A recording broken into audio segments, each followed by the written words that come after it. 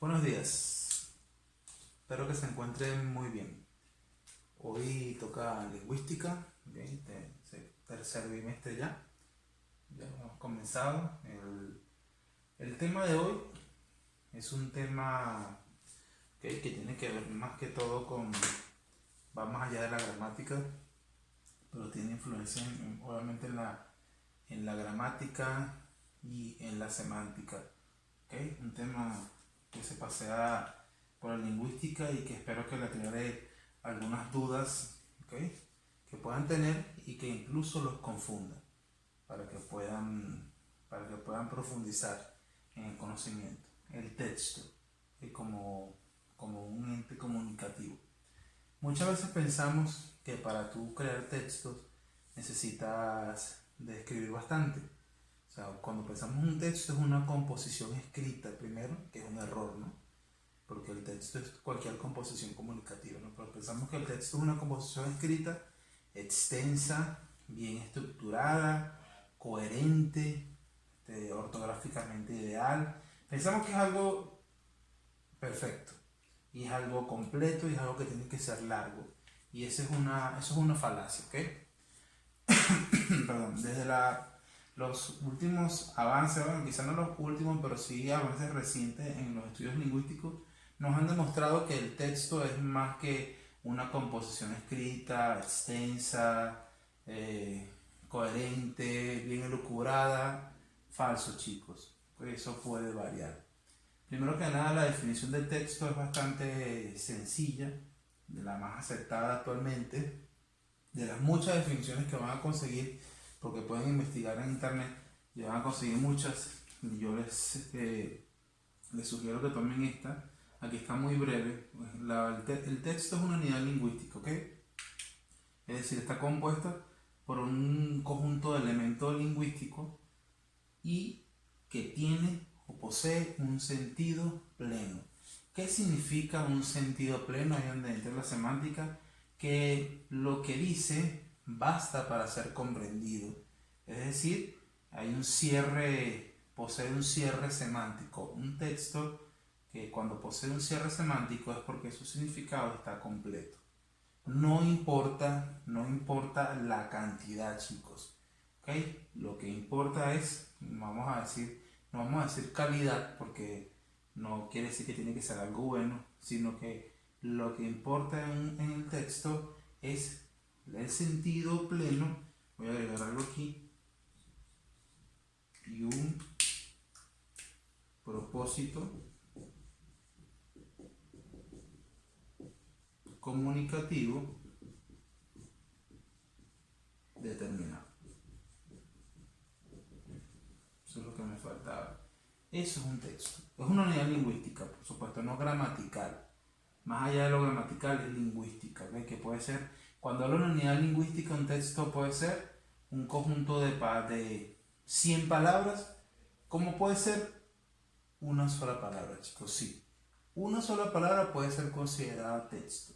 ¿Por qué? Bueno, las características nos lo dicen. Primero, que el texto es abstracto. ¿Okay? El texto es algo así como texto y discurso, es decir, el texto provee una especie de dicotomía como de ser y ente. Es decir, el texto es el ser de la comunicación, mientras que el discurso son los entes de la comunicación. Es decir, la naturaleza del texto es abstracta porque, vuelvo y repito, va más allá de lo concreto. Si yo digo que una sola palabra puede ser texto, eso es una noción abstracta, mental, pues de interpretación. ¿Okay? El texto está aquí en la mente, pero concretamente no lo vamos a ver nunca lo vamos a ver concreto ni completo. O sea, es un ideal. La naturaleza del texto es un ideal, es algo mental. ¿Por qué? Hablemos entonces de lo que es la noción vamos a llevar esto a geografía, a ser y ente, vuelvo repito, esto es hasta filosófico. El texto es el ser y el discurso, por sus diferencias, son los entes del texto. En geografía, nosotros vivimos aquí, geográficamente hablando, vivimos en Perú. Ese es el ser, ese es el texto, esa es la naturaleza abstracta. Pero en sí, Perú es todo y a la vez nada, porque cada parte de Perú tiene un nombre, ¿no?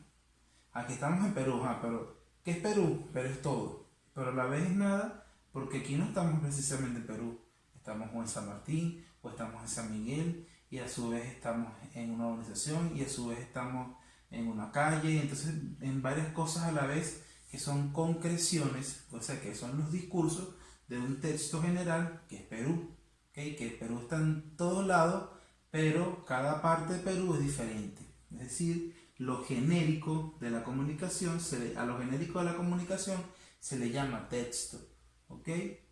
Y lo concreto de la comunicación, ¿ok? Se le llama discurso. Y a la vez están emparentadas, son parte de una misma cosa. Es decir, el texto es texto y discurso a la vez. Pero en cambio el discurso solamente es parte de un texto. Además, el texto depende del contexto, depende de la situación. Eso quiere decir, y eso explica por qué una sola palabra, una sola, puede ser texto y por qué, perdón, 150 palabras no pueden ser texto si el contexto lo explica.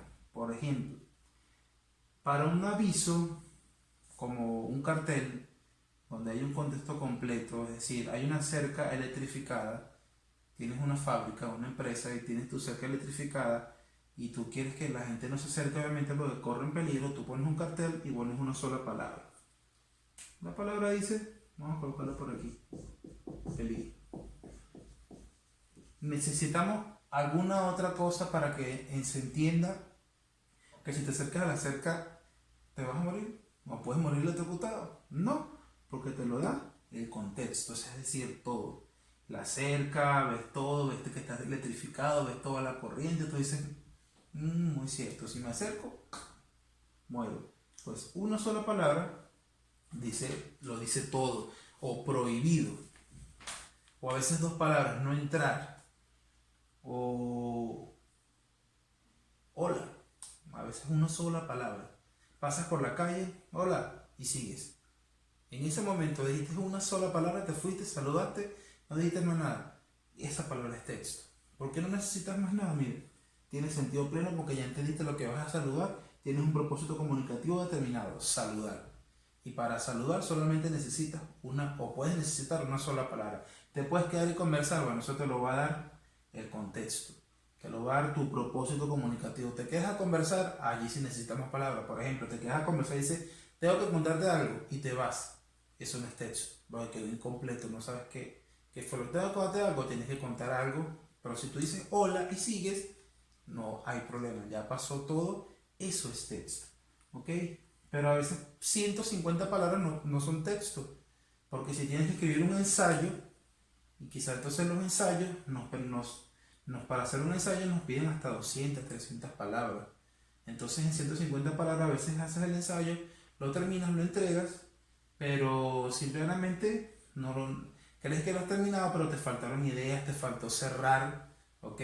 Tu ensayo, no te diste cuenta, no sabes cómo cerrar, entonces no escribiste un texto, ¿ok? Estás escribiendo un intento, una aproximación al texto. No es texto como tal porque le faltó el sentido pleno, te faltó completarlo, porque el contexto te pide que con una palabra no puedes hacer un ensayo, ¿ok?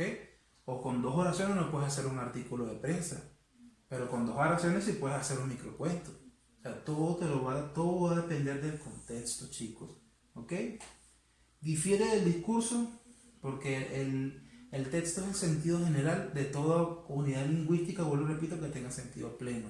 El discurso es el comportamiento individual, el comportamiento concreto, la manifestación concreta de un texto o las manifestaciones concretas de un texto. Los discursos son componentes de un texto. Por ejemplo, en una conferencia, que es un texto, pueden haber distintos discursos como la exposición, la argumentación, la discusión, el monólogo, o sea, un conjunto de discursos que están dentro de un solo texto. Os lo repito, el texto es lo general, que la noción abstracta, mental, allí que parte, y el discurso es parte del texto.